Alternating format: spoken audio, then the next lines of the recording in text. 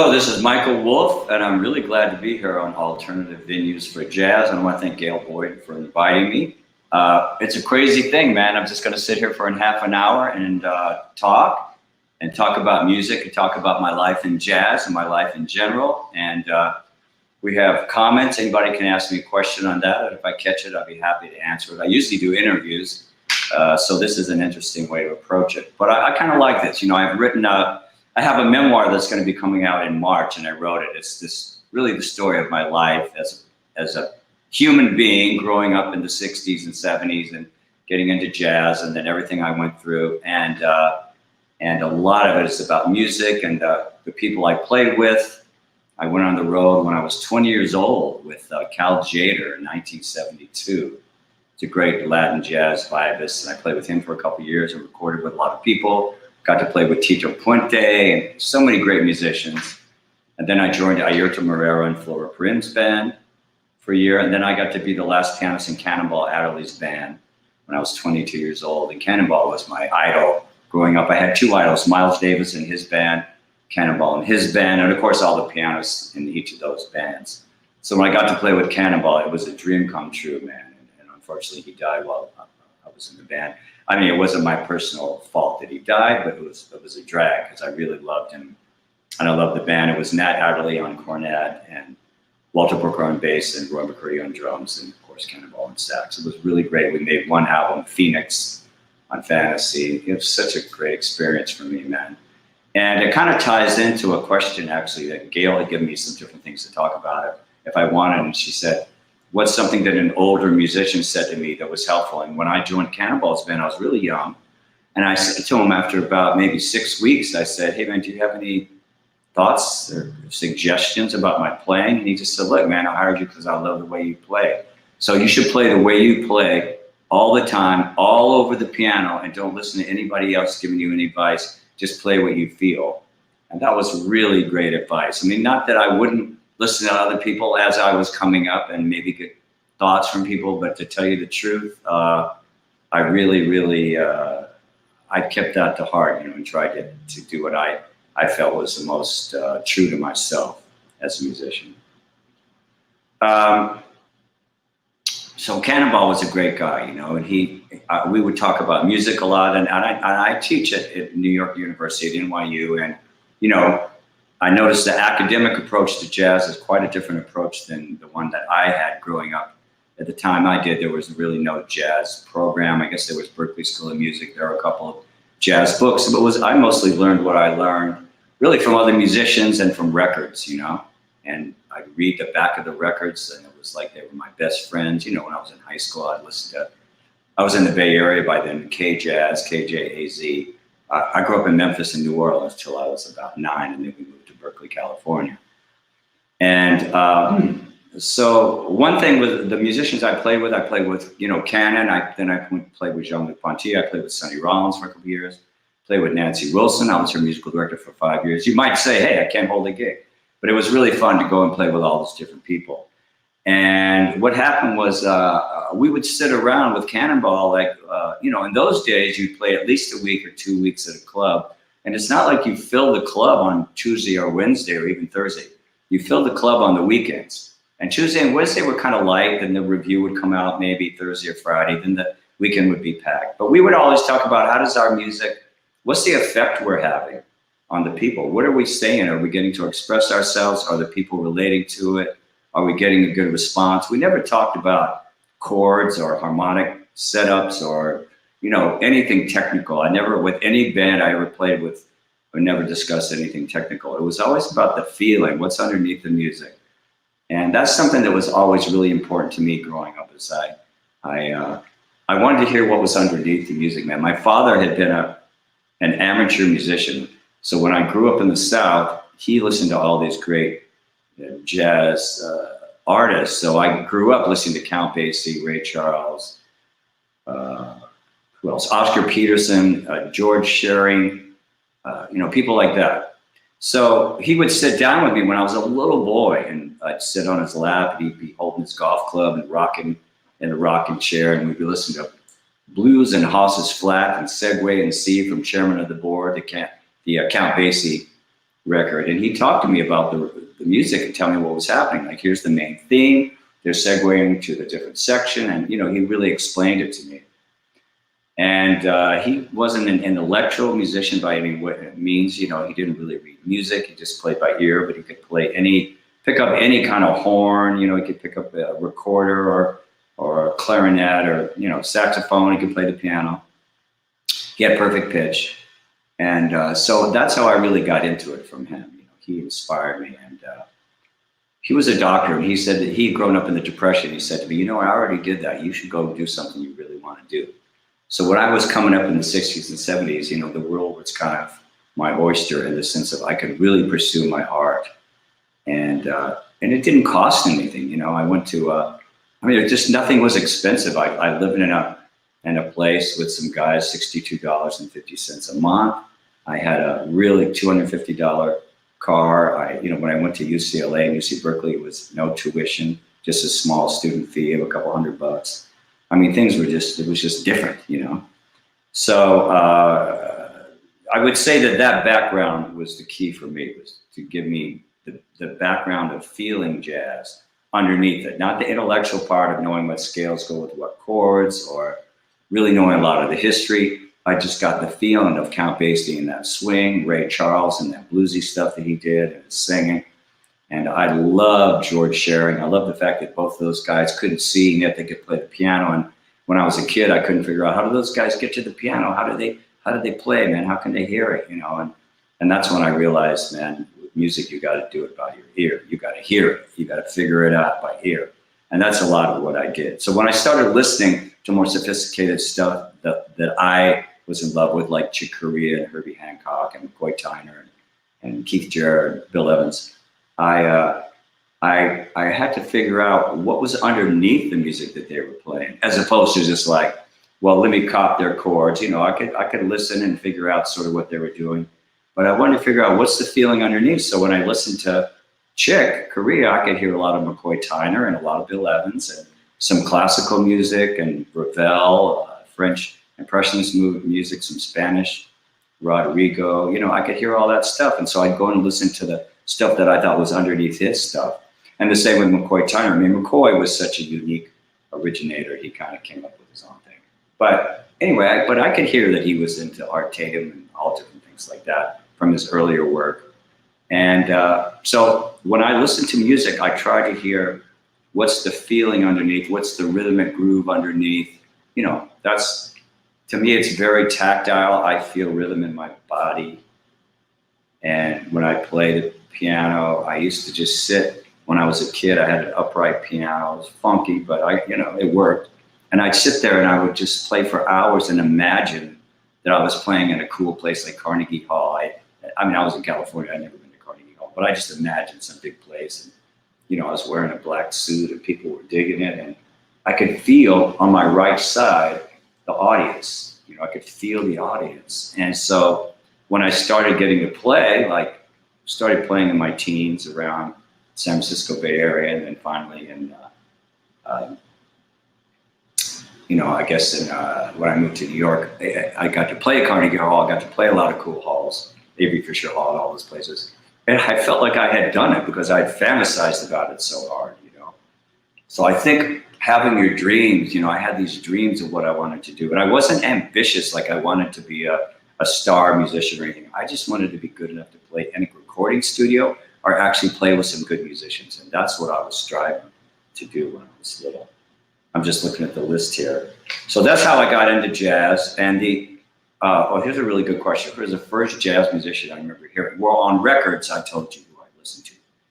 But live, there were two people. One was when I was a young teenager. My father brought me over to Mount Tamalpais in Marin County to hear Count Basie's band. And they played outside on a hill. And I'll never forget it. Thad Jones was playing, and Cootie Williams of the trumpet section. And, you know, just, it was so swinging. And Basie was, the way he played the piano was so economic, but so swinging. He played a lot of intros. And I just thought, man, it's all coming together for me because I could see what these guys were doing. And then the other concert I went to, there was a place called the Circle Star Theater. And my father brought my whole family to see a concert of Oscar Peterson Trio, and then Ella Fitzgerald. And it blew my mind, Oscar Peterson. And I think it was with Ray Brown and maybe Joe Pass. I'm not sure who the guitar player was, but oh my God, you know, I mean, they were playing so fast. Oscar Peterson was tearing it up, and but always I felt that bluesy kind of swinging thing underneath, you know. And then when Ella came out, I mean, I heard a lot of her records by then, and, you know, it was heaven. It was heaven. And so I had just imagined that I could do that I could be up there and play that kind of music with great musicians, and that was my goal in life, you know. So I was an obsessed young person by the time I was a teenager. You know, I just had to do music, man. I just lived it. I ate it. I slept it. I drank it. You know, I lived it. I just listened to my records all the time. I would put on records and try to play along with them. I wrote a lot of compositions, crazy. I didn't know what I was doing, you know. I had grown up, you know, in the Bay Area in the 60s, so I'd also heard the Beatles and rock and roll, and I'd actually played drums. I started playing drums in the 7th grade and played in a rock band, and, you know, I did all that. But my goal was always to play jazz piano. So I told you the advice that Cannonball gave me. You know, my first professional gig, really touring, was with the great Cal Tjader. And that was an interesting band. We played a lot of Latin jazz, but we played a lot of swing, and we played a lot of ballads, because Cal loved all those things. He was a vibist, but he was a really good drummer and a really good pianist. So he showed me a lot of stuff on the piano. He showed me how to play Lush Life.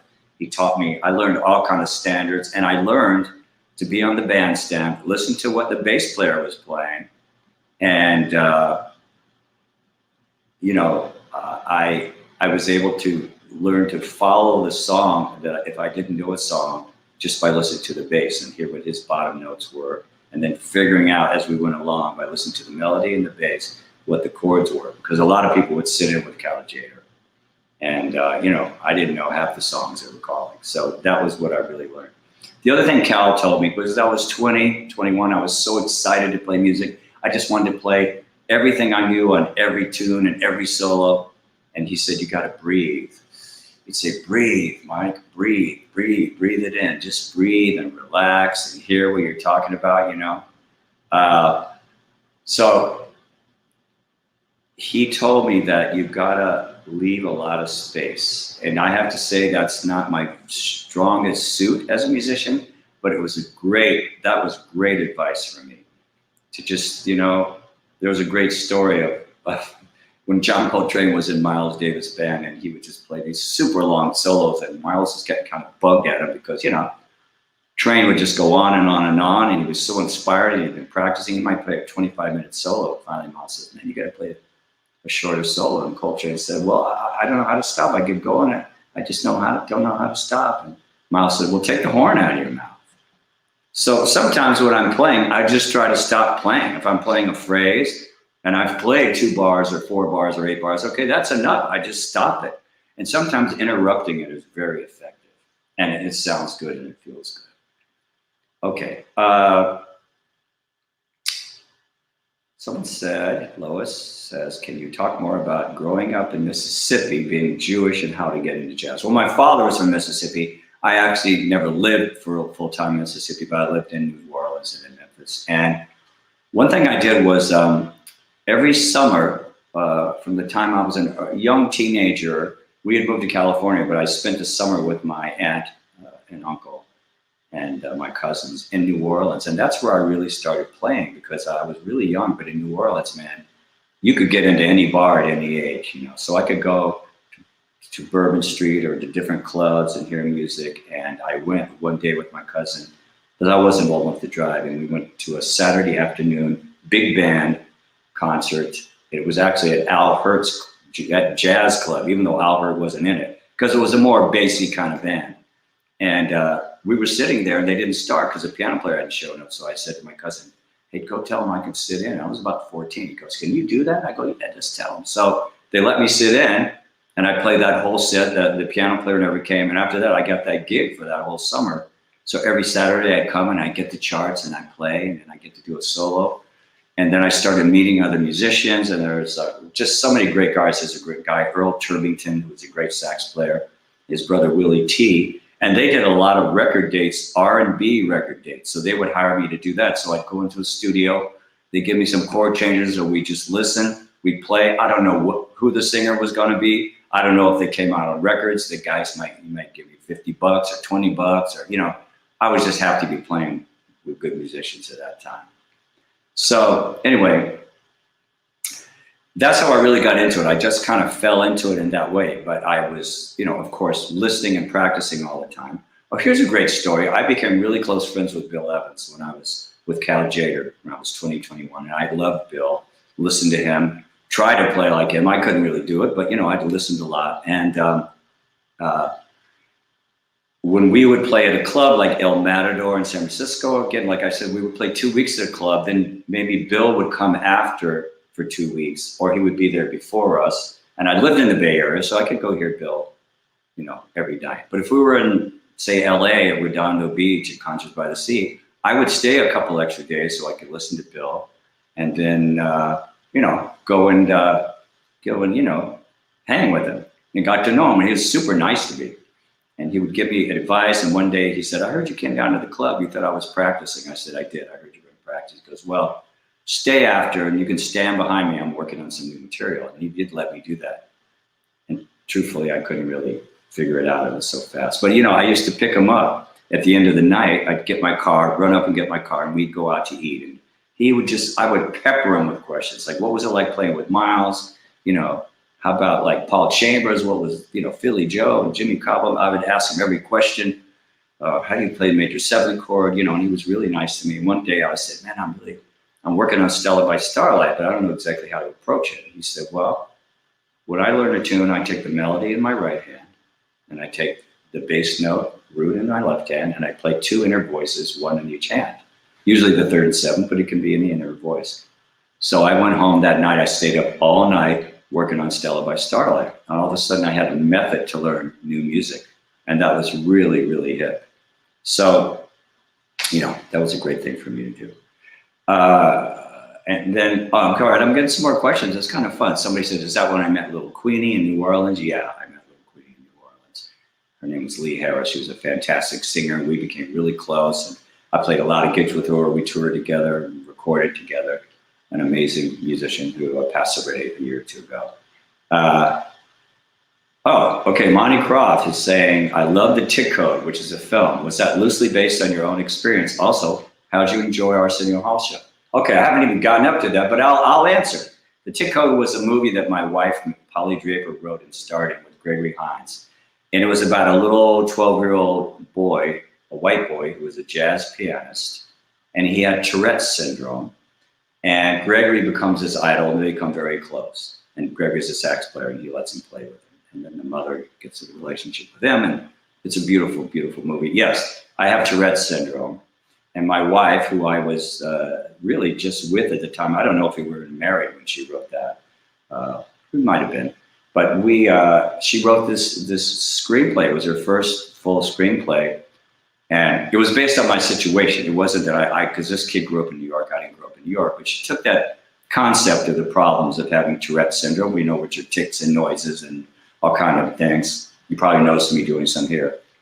And it was a beautiful, beautiful movie. And I wrote the score to it. And Gregory was great to work with, man. What a great, great cat that was. Okay, so I didn't get a lot. After Nancy Wilson, I did a million things, man. I did stand-up comedy for 5 years. How about that? At the piano. Like Victor Borga, who was a classical guy, I did it at the piano and did jazz comedy. And I started the West Bank Cafe in New York, and then I did the Improv, and I started doing, comedy clubs and concerts. And, I'd still play, but I got to do comedy. I really, really loved it. So through that, I got the gig as a musical director for the Arsenio Hall show. It was a talk show. You guys probably never heard of it, most of you, but it was on from 1989 through 1994, and I was the band leader, musical director, and it was a fantastic experience. I met my wife, Polly Draper, on that show, and I got to play with so many great musicians. We played all styles. I mean, we played with Phil Collins, we played with James Brown, I played with Al Green. I played with Wayne Shorter, Chick Corea, Herbie Hancock, Branford, Marsalis, Whit Marsalis, you know, so many great people. Miles came on the show. I got the country western people. I became really close with Warren Zevon, singer-songwriter, you know, Jackson Brown, and just so many different kinds of music. And it was the first time that a lot of, I heard hip hop, you know, 1989, Bobby Brown, you know, those guys, and Teddy Riley, the producer, and a lot of times we played with Grandmaster Flash, who was scratching with our band live. I'd never heard that before. Anyway, that was a fantastic experience. So it was fantastic. John Newcott, can you talk a bit about your compositional process? I've always loved your writing as much as your playing. Thank you, John. I appreciate it, man. You know, my process is a little flaky. I don't have a process, but I use really big score paper. I like to write on big pieces of paper, and I write all my ideas. It's not necessarily linearly. I'll write a musical idea, I write that idea, and then I'll connect them with arrows, more pages. I just kind of have it all over the place, and then I put it together later. The other thing I'll do is, like, I wrote this concerto for jazz piano trio and string quartet, and I wrote a lot of it at the piano based on one was based on a Ravel piano concerto in G, the slow movement, and that was the first movement. My second movement, I don't know what it was based on. I just came up with a 5/4 thing and wrote that. I just played it wrote it as a little jazz tune, and then I turned it into this orchestra, you know, string quartet thing. And then the final thing, I've been playing a lot of Bach. I'm not a great classical player, but I do definitely like to play classical music. I call it fishing. I'm fishing for some stuff I can steal and put it to my music, you know. So that I went and I used Logic Audio, man, and I played my basic stuff in the Logic Audio. I had written out some string parts, and I just started playing linearly some string parts one at a time, violin, viola, cello, whatever. I might say, oh, this is a good place for a cello line, you know. So that's kind of a constructionist thing, I would say, style of composing. Anyway, so I basically, the piano is how I compose, but sometimes I find it's really good if I just walk, I get a thing going, then I like to walk, you know. I take a walk in New York City, man. I'll walk around, I'll live downtown, I'll go all the way west to the Hudson River, or I'll go all the way east, you know, to the East River, and I just let stuff roll around in my head because music's always going on, you know. So anyway, that's kind of my method. It's always working, you know. I'm not if I do a movie score, now that's another story. That's like, you know, 8-10 hours a day. You got to get it done. And I usually work with somebody that's really good with the technical stuff, like a producer that's really good, say, with Logic, or depending on the music I'm going to do. Like my wife, there's a movie right now on Amazon that my wife wrote and starred in called Stella's Last Weekend. It's a fantastic movie. It stars my sons, Nat Wolff and Alex Wolff, who are big movie stars and TV stars and musicians. And I did the score to that, and it was about a family. You know, the one kid's in high school, one's in college. Their dog is dying, so they all come home, and it's two boys fall in love with the same girl, this beautiful girl, actress Paulina. So that's what the movie's about. Polly plays their mom. It's really great. It's a great movie. A lot of soul, a lot of laughs, a lot of sadness. So we had to get a dog, you know, to be in the movie. So we just adopted an old dog named Stella. We named the movie Stella's Last Weekend. And then we thought the dog wasn't going to last for the movie. That was about 5 years ago. And then she lasted. You know, she was gigantic, and she'd been living on the street.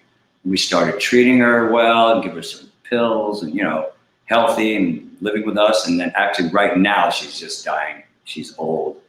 But, you know, it's been a fantastic experience. Anyway, to compose that, it was more of a rock thing. So then I worked with somebody, and we used samples, and I got all the guitar samples. And then, you know, when I went to actually do the score, I went up to a guy who was a really good guitar player, can play all these different guitars. So I had the tracks figured out. He played guitars, and, you know, that's how we do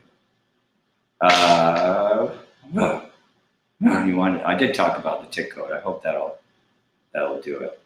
Yeah, thank you, Monty. I'm glad you're here, man. I'm glad you guys are on, and John Newcott is on. Okay, there were a couple other things that I was thinking about. How did I cope through the pandemic? Well, for me, ever since I was 20, I've been a professional musician and I've been working. That doesn't mean I didn't have time off, but I was always kind of moving, and traveled a lot. And I love to travel. I love people. I love to be around them, but since the pandemic happened, I had been really sick. This is in my memoir, by the way, which is called Straight Ahead and Strive for Talent. And I almost died of cancer. I've been really healthy now for about 4 years, but started when I was in my early 60s. I had a cancer that was totally untreatable. And anyway, I was given 3 months to live, and I was dying in the hospital, and all this stuff happened. And I got to this doctor at Sloan Kettering, and they did this new test at the time called a genome blood test, and they found some mutations, and he figured out a little medicine, a little pill. I'd been treated for a year for the wrong cancer. And this little pill in 2 days started kicking the cancer's ass, and I'm totally cured. And they rarely say cured at Sloan Kettering, but he said you're cured. So it was a miracle. Anyway, so my oncologist called me in April of 2020, I guess, and said, "Man, stay inside." You know what I mean? Stay inside. So I really just stayed inside, and I started working on things. And we put out a record I had recorded right before the pandemic. It was a solo album called Zenith that John Newcott produced. And I was really proud of that. And then I just started doing some more recording. During the thing, I recorded an album, Swirl, and that was after I hadn't died of cancer. And it really was based on that. And I had a tune called Resuscitate in that. And I recorded another album called Bounce. And, that one I recorded in my apartment because I didn't want to go out with Ben Allison and Alan Mednard on drums and Ben Allison on bass on both of those. So, I made the most I could, and I really studied things I hadn't studied. Like I really listened hard to Herbie Hancock. I sketched out a few things like what was he really doing? I just kind of grabbed it all like by feeling, as I told you.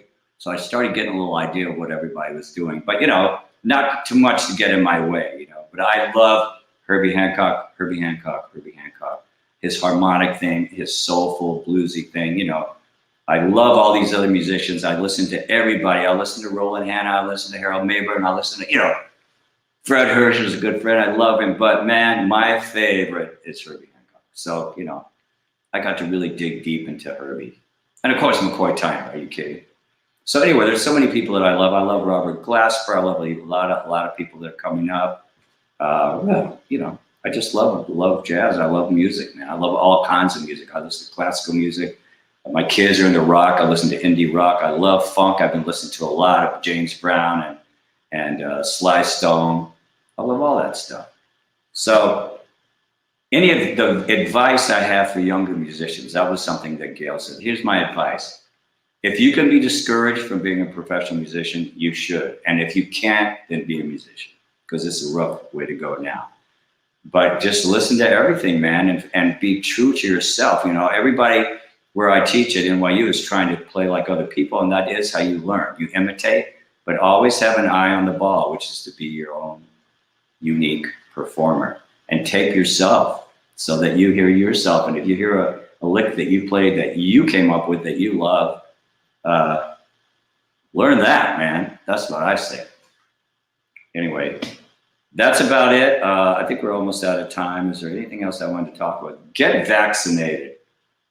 I know it's controversial, but I've had 3 vaccinations, and I teach at NYU, and everybody has to be vaccinated, and we wear masks. And I'm telling you, a guy like me who's been through what I've been through, I just cannot be exposed to this COVID thing. So I'm begging everybody, get vaccinated and stay safe for themselves and for other people. It's super important, right? One other thing, the environment. We all got to work to save this environment, man. Nothing's going to matter. Vaccinations, jazz, nothing will matter if our environment implodes any more than it is. So please, please, please.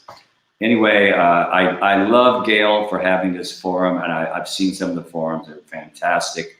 And I love all of you guys that are into the music, that are checking us out, and I hope that we will all, I just played my first gig last week at Birdland, and it was like manna from heaven. There was an audience, there was a band, we got to play. It was fantastic. So I hope I'll see you all out there soon. Love you all, and I love this music, and that's it. That's it. Later.